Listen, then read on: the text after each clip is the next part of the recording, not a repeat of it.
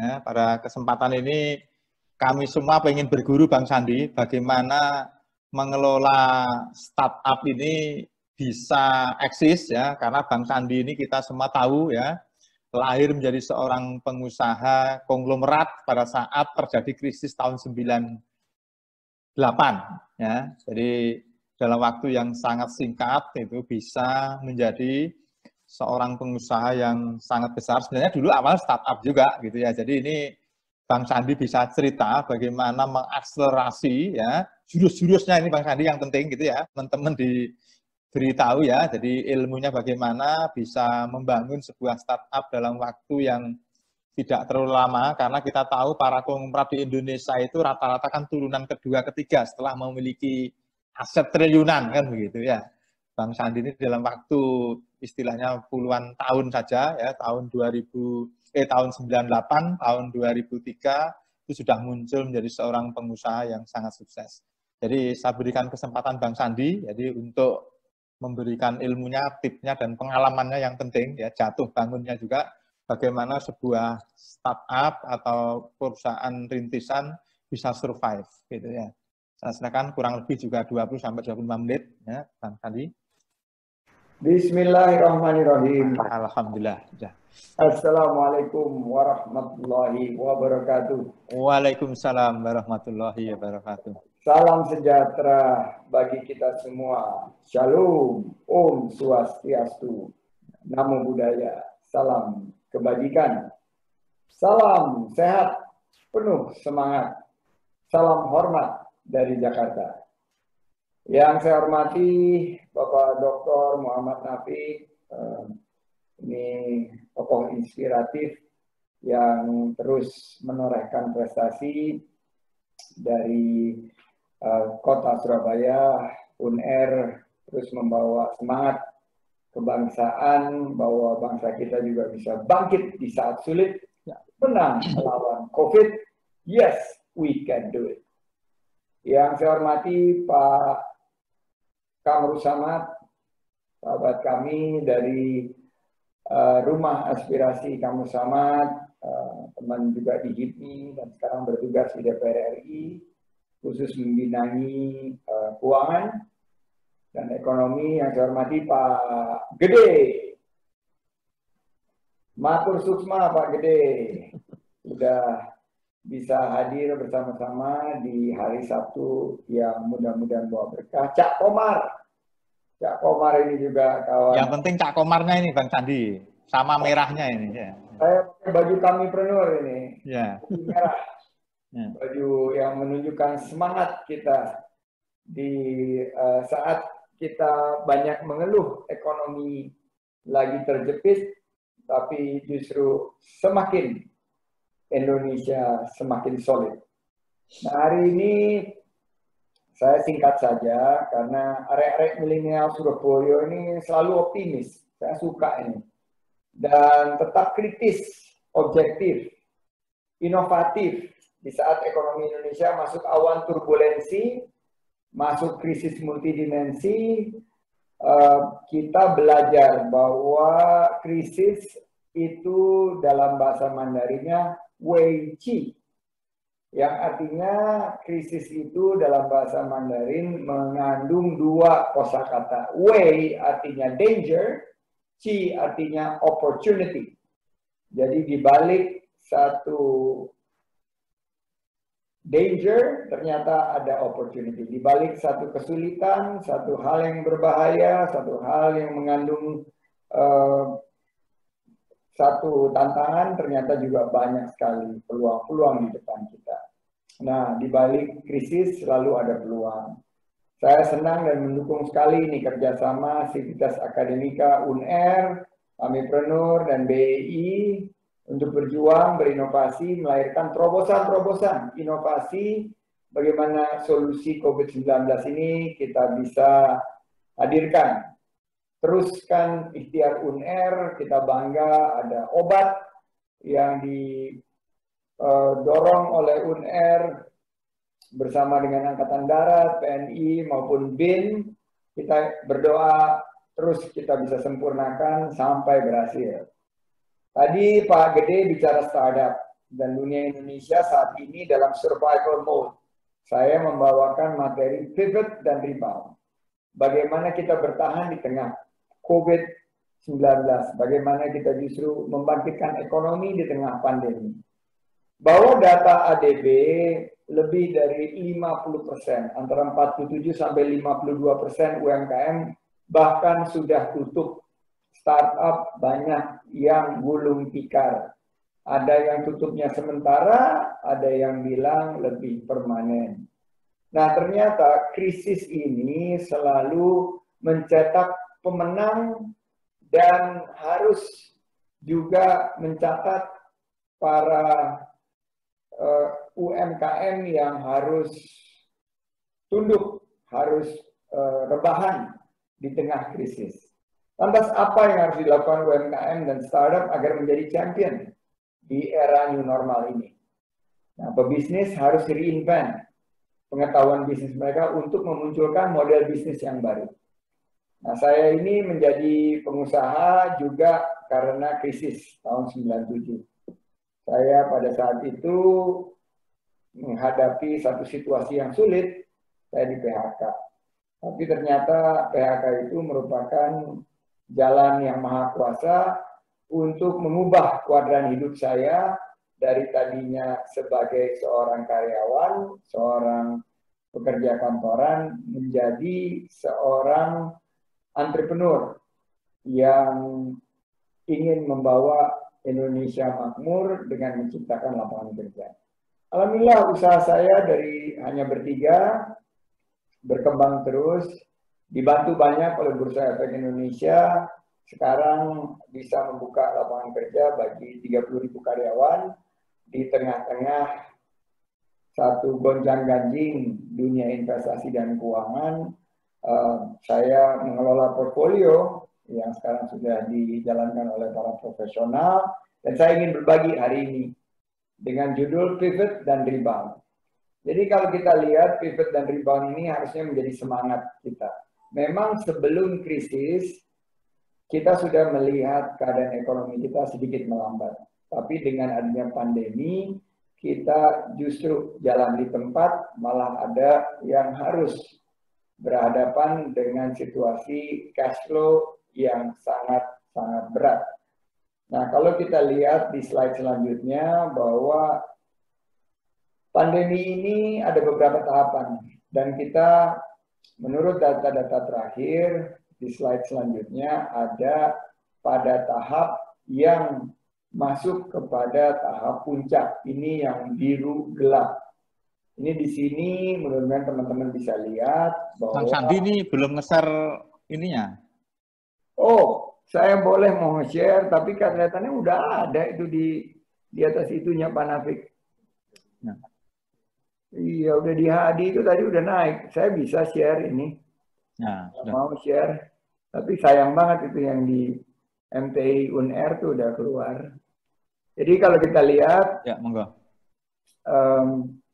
Ini tadi saya bilang sebelumnya sudah melambat, tapi dengan adanya pandemi ini justru jalan di tempat, dan beberapa periode sudah kita lalui. Sekarang kita ada di periode di mana jumlah kasus ini meningkat secara tajam, dan kita harus sama-sama berpegangan tangan secara virtual menghadapi badai yang lagi dahsyat-dahsyatnya berkecamuk. Nah, kita berharap kita akan segera melandaikan kurva, jumlah kasusnya menurun, dan kita akhirnya bisa mengatasi krisis ini.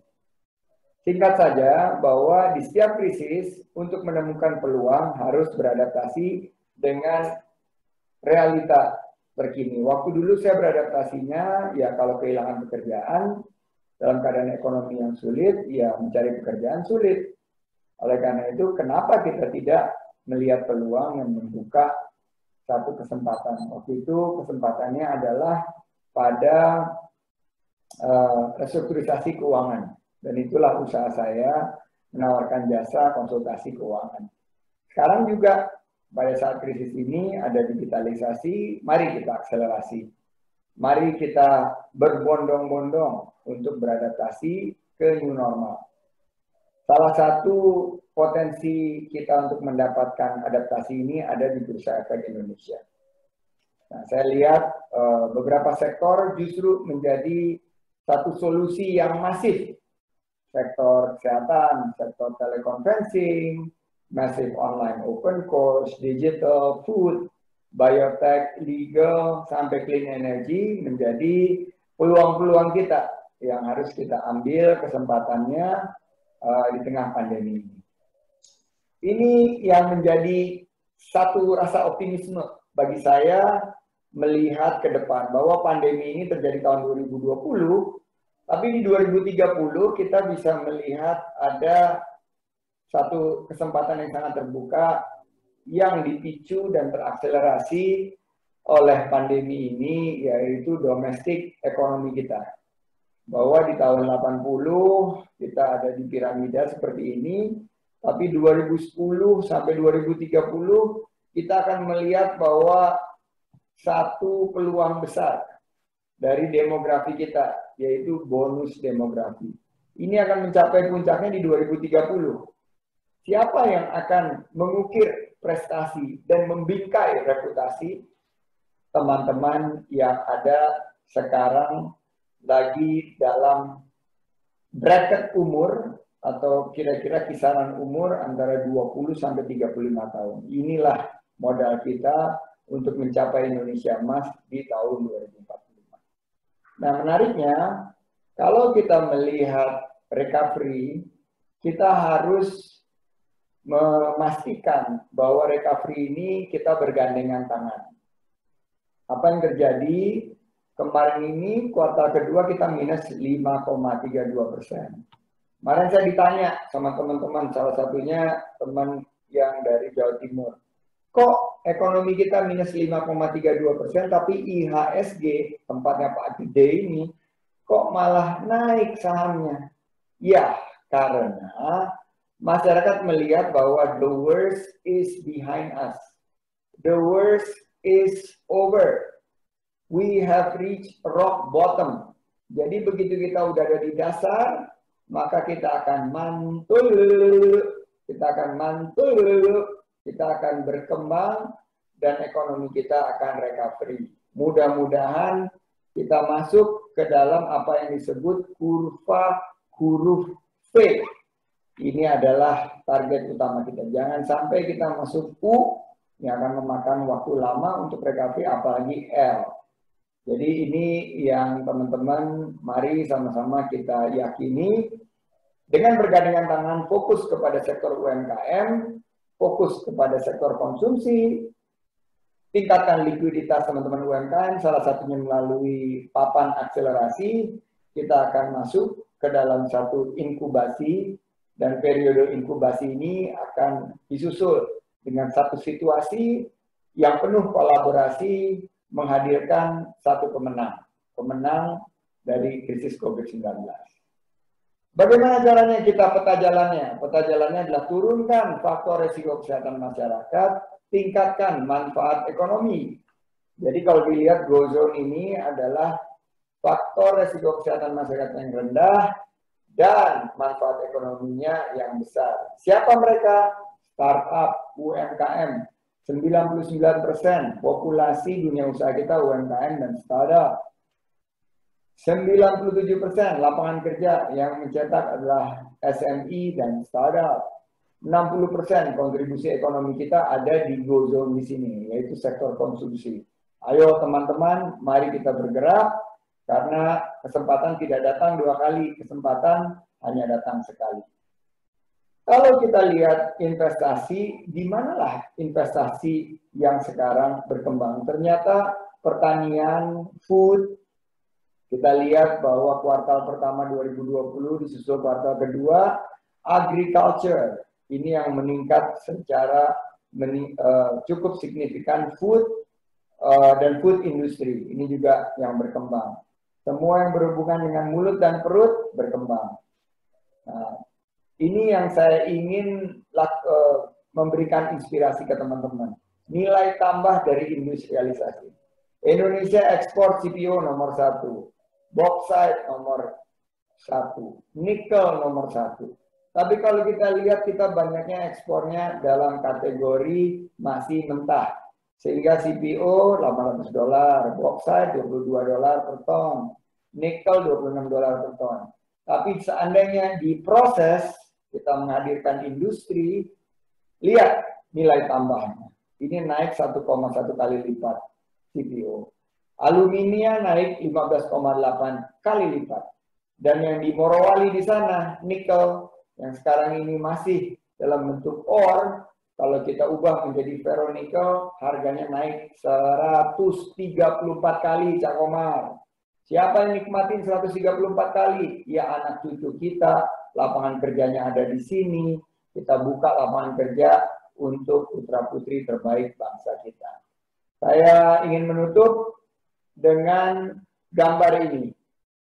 Kita perlu satu kebijakan yang mendukung ekonomi kita secara menyeluruh. Nah, saya selalu bilang permodalan adalah satu insentif yang bisa kita hadirkan. Tapi kalau kita lihat ada Pak Samad juga di Komisi 11, ternyata licensing insentif dan tax insentif ini juga bisa mendorong kita. Tax insentif pada saat keadaan sekarang adalah kepada perusahaan-perusahaan yang padat karya. Juga tax insentif kepada beberapa sektor termasuk sektor properti. Nah, bagaimana dengan bisnis dan infrastruktur insentif? Nah, kita lihat mulai dari kuota. Sekarang semua mengeluh kuotanya boros. Ayo kita sama-sama coba bantu agar dengan program jarak jauh ini tidak menyedot kuota yang tinggi dan meningkatkan biaya hidup kita. Banyak yang mengeluh listrik mahal. Ayo kita bikin satu inovasi untuk harga listrik yang terjangkau. Banyak yang mengeluh biaya hidup sangat membebani, terutama biaya pangan. Mari kita coba buat satu insentif agar harga-harga tidak bergejolak, tidak cenderung naik dan tidak terjangkau, tapi kita hadirkan satu sistem yang bisa membuka lapangan kerja dan menjaga kestabilan biaya hidup agar stabil dan terjangkau. Maupun insentif seperti insentif data dan insentif untuk sektor UMKM. Itu saja yang ingin saya sampaikan, Pak Nafik. Ayo kita berolahraga. Saya udah nggak sabar ingin ke Surabaya, sudah hampir setengah tahun lebih saya tidak ke Surabaya. Mudah-mudahan pada kesempatan lain saya bisa mengunjungi inkubator Pak Nafik di Surabaya yang sudah sangat fenomenal. Kita dukung terus UNR menghasilkan kebanggaan baru sehingga kita bisa bangkit di saat sulit dan menang melawan COVID. Wassalamualaikum warahmatullahi wabarakatuh. Waalaikumsalam warahmatullahi wabarakatuh. Jadi tentunya kami semua akan menunggu ini Bang Sandi sampai di Surabaya begitu. Nanti kita pagi lari dulu gitu ya. Siangnya kita bisa saling diskusi ya, biar sehat gitu ya.